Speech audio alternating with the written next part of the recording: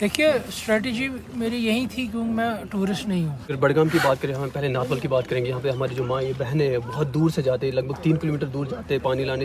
ہم بات کریں امپورٹنٹ، ہر ایک کے لیے ٹائم امپورٹنٹ، اور روڈ ہوتے ہیں، روڈ پہ پھر چلنا ایک عورت کا ٹھیک نہیں ہوتا ہے. سر بہت ہوپ لے کر آئے ہیں نارول کے. اس کی بات کریں، یہاں پہ ایک اسپورٹس ہونا چاہیے، اکیڈمی ہونی چاہیے جہاں پہ لڑکیاں پریکٹس کریں. صبح بچہ اٹھتا اور سری نگر جانا پڑتا اس کو بہت دور. ہم چاہتے ہیں کہ نارول میں ایسی اکیڈمی ہے جہاں سر میری طرف سے کانگریس، کیونکہ کوئی بھی لیڈر جیتتا ہے پھر اس ایریا میں وہ نظر نہیں آ رہا. 3 بار آپ یہاں پہ آئے، یہ بہت پازیٹیو پوائنٹ. نارول جو ایریا ان کے لیے پازیٹیو پوائنٹ ہے. آپ 3 بار یہاں پہ آئے، یہاں پہ بہت سارے لیڈروں نے جیتا، پھر انہوں نے وہ ایک بار وزٹ نہیں کیا. السلام علیکم، this is your Dar Rafiq official, welcome back to channel. امید کرتا ہوں دوستوں آپ سبھی خیر و عافیت ہوں گے. دوستوں آج ہمارے ساتھ گریٹ پرسنالٹی آغا منتظر صاحب ہے ہمارے ساتھ، کیونکہ انہوں نے ہسٹری بریک کی. اگر کشمیر ویلی کی بات کریں، بڈگام میں انہوں نے پوری ہسٹری بریک کی، اور سب سے کنگریچولیشن منتظر صاحب ہماری طرف بہت سے، شکریہ. کیونکہ یہ ہسٹری بریک کرنا یہ معمولی بات نہیں ہے. اور کیا کہنا چاہیں گے؟ سب سے پہلے اسی پہ بات کریں گے. دیکھیے یہ جب لوگوں کا فیصلہ تھا، لوگوں نے اس بار نارول کے لوگوں نے، یا جو 120 گاؤں ہیں بڈگام کانسٹیچوئنسی کے، ان کا یہ اس بار فیصلہ تھا کہ ان کو تبدیلی لانی ہے بڈگام کانسٹیچوئنسی میں. تو لوگوں نے چاہا اور یہ ممکن ہو گیا. سر اگر بات کریں بہت ٹائم کے بعد یہ اس کانسٹیچوئنسی میں آپ نے یہ ہسٹری بریک کی، اور کیا اسٹریٹجی لے کے آپ آئے؟ دیکھیے اسٹریٹجی میری یہی تھی کیونکہ میں ٹورسٹ نہیں ہوں. پہلی بات میں یہیں کا ہوں، یہاں کے لوگوں میں اٹھتا بیٹھتا ہوں، ان کی خوشی ان کے غم میں ان کے ساتھ رہتا ہوں، ان کے شانہ بشانہ چلتا ہوں. جب لوگوں کو لگا کہ، کیونکہ لوگ اپنے مسئلے مسائل کو لے کر مجھ سے ریلیٹ کرتے ہیں، ان کو لگا کہ یہ ہمارے بیچ میں ہی ہے، ہمارے ساتھ ہی اٹھتا بیٹھتا ہے، تو یہ آسان طریقے سے ہمارے معاملات ایوانوں میں لے گا اور ہمارے ووٹ کی یہ آسان طریقے سے ترجمانی کرے گا. تو اسی لیے انہوں نے مجھ پر بھروسہ کیا. سر اگر بڈگام کی بات کریں، ہم پہلے نارول کی بات کریں گے. یہاں پہ ہماری جو مائیں بہنیں ہیں بہت دور سے جاتے ہیں، لگ بھگ 3 کلومیٹر دور جاتے ہیں پانی لانے. ہم بات کریں امپورٹنٹ، ہر ایک کے لیے ٹائم امپورٹنٹ، اور روڈ ہوتے ہیں، روڈ پہ پھر چلنا ایک عورت کا ٹھیک نہیں ہوتا ہے. سر بہت ہوپ لے کر آئے ہیں نارول کے، جو بہت سارے جو جنہوں نے آپ کو چنا ہے ان کے لیے کیا آپ لے کے آئے؟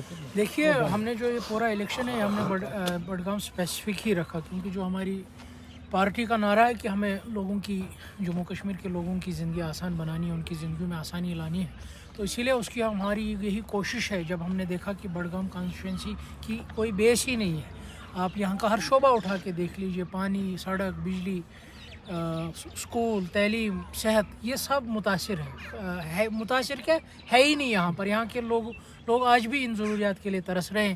تو ہماری پارٹی کا یہ نعرہ تھا، جو ہمارا نعرہ ہے کہ آسانی لانی ہے زندگیوں میں، تو اس کی کوشش، وہ اس کی پہل ہم بڈگام سے ہی کریں گے. اسی لیے ہم نے یہ الیکشن بڈگام اسپیسیفک رکھا. اور جو اعتماد لوگوں نے ہمیں دیا، میں پورا یقین ہوں کہ پیپلز ڈیموکریٹک پارٹی کا قلم نشان جو ہے وہ ان تمام تر ناانصافیوں کو انصاف میں تبدیل کرے گا. سر سپورٹس کی اگر بات کریں، یہاں پہ ایک اسپورٹس ہونا چاہیے، اکیڈمی ہونی چاہیے جہاں پہ لڑکیاں پریکٹس کریں. صبح بچہ اٹھتا اور سری نگر جانا پڑتا اس کو بہت دور. ہم چاہتے ہیں کہ نارول میں ایسی اکیڈمی ہے جہاں پہ ہمارے بچے پریکٹس کریں. اور سپورٹس بھی ایک اچھا چیز ہے جہاں پہ بچے ڈرگ سے دور رہتے ہیں، اور میرے خیال سے کہیں نہ کہیں یہ امپورٹنٹ چیز ہے، ہماری فزیکل فٹنس بھی اس سے انوالو ہوتی ہے. جی بالکل، کیونکہ ہم نے سنا تھا کہ گورنمنٹ کا یہ نعرہ ہے کہ ان کو ہر گھر میں سپورٹس پہنچانا ہے. ایسی کیا مجبوری رہی ہے کہ بڈگام میں سپورٹس کا بھی فقدان دیکھنے کو ملا. اگر ہم نے دیکھا سڑک نہیں ہے، بجلی نہیں ہے، پانی نہیں ہے، کیونکہ بڑا آپٹکس گورنمنٹ نے کیا کہ سپورٹس کا ڈنڈورا پیٹا گیا. ہمیں لگا کہ شاید اس محاذ پر، اس شعبے میں بڈگام کے لوگوں کو کوئی ریلیف ملا ہوگا، مگر افسوس سے ہمیں یہاں پر بھی مایوسی دیکھنے کو ملی. مگر ہم نے ٹیک اپ کیا ہے، ہم نے پلان بنایا ہے کہ جہاں گراؤنڈس موجود ہیں ان کو ہم اپ گریڈ کریں گے، تاکہ وہ ہمارے بچوں کے ٹیلنٹس کو نرش کریں. اور جہاں گراؤنڈ دینے ہوں گے وہاں اس پر بھی ہم کام کریں گے. مل جملہ ہم بڈگام کانسٹیچوئنسی کو بھی سپورٹس نقشے پر لائیں گے، تاکہ یہاں کے بچے بھی آسان طریقے سے اپنے ٹیلنٹ کو نرش کریں گے اور جموں کشمیر کو ریپرزینٹ بڑے بڑے فورمز، بڑے بڑے سپورٹس میں کریں گے. اگر دوسری بات کریں، یہاں پہ ڈسپنسری بھی میرے خیال سے دور ہے، وہ بھی ہم یہاں پہ ملنی چاہیے. دیکھیے یہاں کا پرابلم जो हेल्थ शोबा है यहाँ को काफ़ी मुतासिर है। ये आप हेल्थ सेंटर्स की बात कर रहे हैं, आप डिस्ट्रिक्ट हॉस्पिटल बडगाम देख लीजिए। बदकिस्मती से ये है कि वहाँ क्रिएशंस ही नहीं है, वैकेंसीज ही नहीं है। वहाँ अगर एक्सरे टेक्नीशियन ज़रूरत है उसके लिए पोस्ट ही नहीं है वहाँ।